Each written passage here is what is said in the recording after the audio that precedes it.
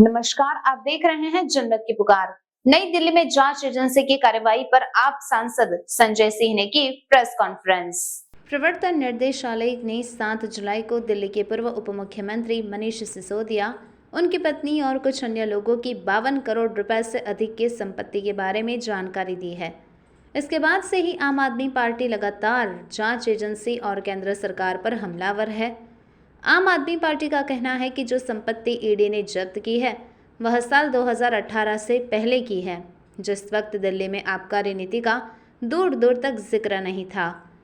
आम आदमी पार्टी के राज्यसभा सांसद संजय सिंह ने भी जांच एजेंसी की कार्रवाई पर सवाल उठाए हैं। उन्होंने कहा है कि मनीष सिसोदिया ने 2020 के चुनावी हलफनामे में ही 5 लाख और 65 लाख के फ्लैट्स को घोषित किया था, जब शराब नीति लागू नहीं हुई थी। पत्रकार बंधुओं को नमस्कार। कल ईडी ने कई टीवी चैनल्स के ऊपर एक ब्रेकिंग न्यूज चलवाई और वो, जैसा कि हम सारे लोग जानते हैं कि मोदी सरकार के द्वारा प्रायोजित, पीएमओ के द्वारा प्रायोजित ब्रेकिंग न्यूज टीवी चैनल्स को दी जाती है और चलवाई जाती है। प्रधानमंत्री नरेंद्र मोदी जी ने ईडी को पूरे देश के सामने मजाक बना दिया है। अब ईडी का कहीं छापा पड़ता है तो लोग भेड़िया आया वाली कहानी याद करते हैं। लोग ये मानते हैं कि अगर ईडी का छापा पड़ा है, सीबीआई का छापा पड़ा है,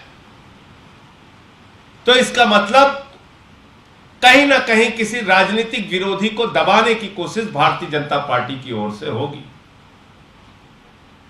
और ये कोई बात मैं हवा में नहीं कह रहा हूं, किसी गुस्से में भी नहीं कह रहा हूं, बल्कि प्रमाण सहित ये बात कह रहा हूं।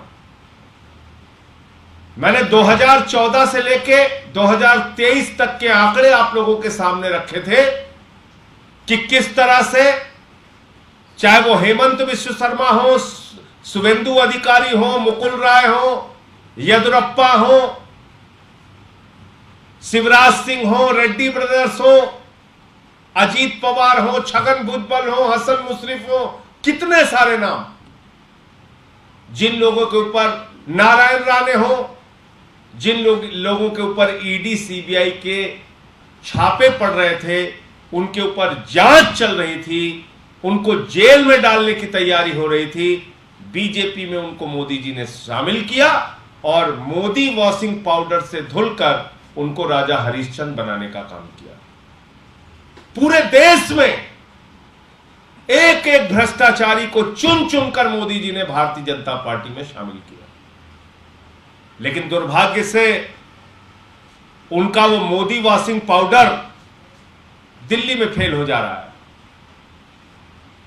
तो जबरन, फर्जी तरीके से, मनगढ़ंत तरीके से मुकदमा बनाने की कोशिश ईडी के द्वारा की जा रही है और यह सब कुछ भारत के प्रधानमंत्री नरेंद्र मोदी के इशारे पर हो रहा है। तथाकथित शराब घोटाला हम लोग शुरू से कहते आ रहे हैं, आम आदमी पार्टी शुरू से यह बात कह रही है कि दरअसल शराब घोटाले जैसी कोई चीज नहीं, सर पे पत्थर मारने का काम बीजेपी कर रही है और सर पे पत्थर मरवाने का काम ईडी से करवा रही है। निकलना कुछ नहीं है। 14 घंटे ने मनीष सिसोदिया के घर मोदी जी ने छापा मरवाया, कुछ नहीं निकला। गांव में छापा मरवाया, कुछ नहीं निकला। बैंक का लॉकर चेक करवाया, कुछ नहीं निकला। दफ्तर दिल्ली सरकार में जो उनका था उसको चेक करवाया, कुछ नहीं निकला। तो अभी कल उन्होंने ब्रेकिंग न्यूज चलवाई, 52 करोड़ की संपत्ति पकड़ी गई, 52 करोड़ की संपत्ति पकड़ी गई। सारे लोग हैरान हो गए कि 52 करोड़ की संपत्ति कहां पकड़ी गई। तो ये किस प्रकार का हताशा में, निराशा में, पत्थर पे सर फोड़ने का काम ईडी कर रही है मोदी जी के इशारे पे, ये मैं आपको बताना चाहता हूं। ये तो पहली बात ईडी के कागजात हैं जो उन्होंने सीज किया है। उसको आप देख चुके होंगे। एक 5 लाख रुपए का फ्लैट है जो 2005 में खरीदा गया था। एक 65 लाख रुपए का फ्लैट है जो 2018 में खरीदा गया था। और एक सैलरी अकाउंट है जिसमें 11 लाख रुपए था। आप कल्पना कीजिए कि सैलरी अकाउंट जहां पर लोगों की तनख्वाह आती है, उस अकाउंट को ईडी सीज कर रही है, जिसका कोई लेना देना नहीं है शराब घोटाले से। 2005 के फ्लैट को सीज कर रही है जिसका कोई लेना, तब कभी वो मंत्री बनेंगे, विधायक बनेंगे, प्रधान भी बनेंगे, सभासद भी बनेंगे, नहीं सोचा था मनीष सिसोदिया ने। उस समय के फ्लैट की को जब्त किया जा रहा है, सीज किया जा रहा है। और 2018 में जब इस पॉलिसी का कोई लेना देना नहीं था,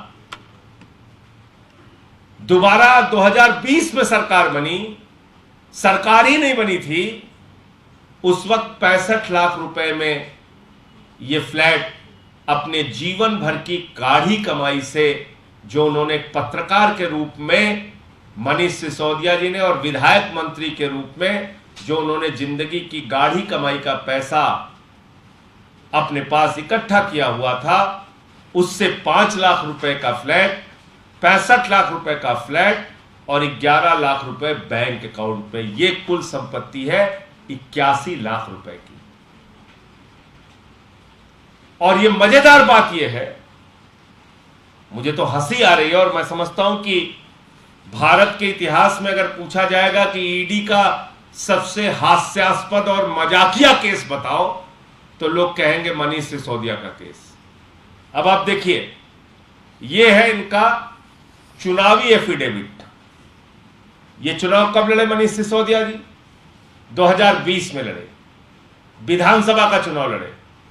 और जब विधानसभा का चुनाव लड़े तो उस इलेक्शन एफिडेविट में भी इसको घोषित किया है, अपने चुनावी शपथ पत्र में 5 लाख रुपए की प्रॉपर्टी और 65 लाख रुपए की प्रॉपर्टी की घोषणा की है उन्होंने।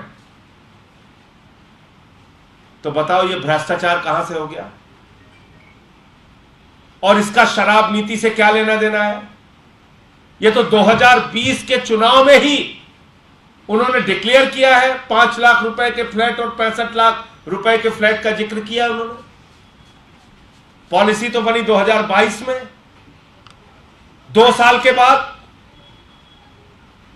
तब तो चुनाव लड़ रहे थे, सरकार भी नहीं बनी थी। तो मतलब क्या कर रही है ईडी? क्यों अपना मजाक उड़वा रही है? क्यों अपने आप को मजाक बना रही है? मैं मोदी जी से एक ही चीज कहना चाहता हूं, नरेंद्र मोदी जी, भले ही आपने 8 सरकारें पिछले 9 साल में तोड़ तोड़ के बनाई हैं, भले ही हर राज्य में आपने विधायकों की खरीद फरोख्त करके सरकार को गिरा के मंत्री, उप मुख्यमंत्री और खोखा खोखा का लालच दे के विधायकों को तोड़ा है, लेकिन मैं आपको सीधे शब्दों में बताना चाहता हूं, दिल्ली में आपको सफलता नहीं मिलने वाली, पंजाब में आपको सफलता नहीं मिलने वाली, आम आदमी पार्टी पर आपको सफलता नहीं मिलने वाली। इसलिए निरर्थक प्रयास मत करो मोदी जी, हवा में तीर मत चलाओ, कुछ हासिल होने वाला नहीं। यहां बहुत कोशिश कर ली आपने, हमारे 45 विधायकों पे फर्जी मुकदमे किए आपने, जेल में डाला। मनीष सिसोदिया को जेल में डाला, सत्येंद्र जैन को जेल में डाला। 36 किलो वजन कम हो गया सत्येंद्र जैन का, बहुत तोड़ने की कोशिश की, लेकिन कोई टूटा नहीं आम आदमी पार्टी का सिपाही।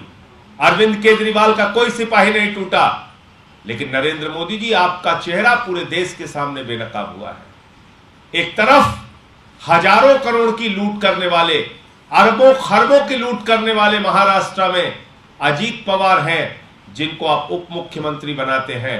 हजारों सैकड़ों करोड़ की लूट करने वाले छगन भुजबल हैं, जिनको आप मंत्री बनाने का काम करते हैं। सैकड़ों करोड़ की लूट करने वाले हसन मुशर्रफ हैं, जिनको आप मंत्री बनाने का काम करते हैं। और दूसरी तरफ मनीष सिसोदिया, जो दिल्ली के लाखों बच्चों को अच्छी शिक्षा देने का काम करते हैं, उस मनीष सिसोदिया को आप जेल में डालते हैं। सत्येंद्र जैन, जो दिल्ली के लोगों को अच्छा स्वास्थ्य देने का काम करते हैं, उनको आप जेल में डालते हैं। तो पूरा देश आपका असली चेहरा देख रहा है और समय आने पर लोग आपको जवाब देंगे।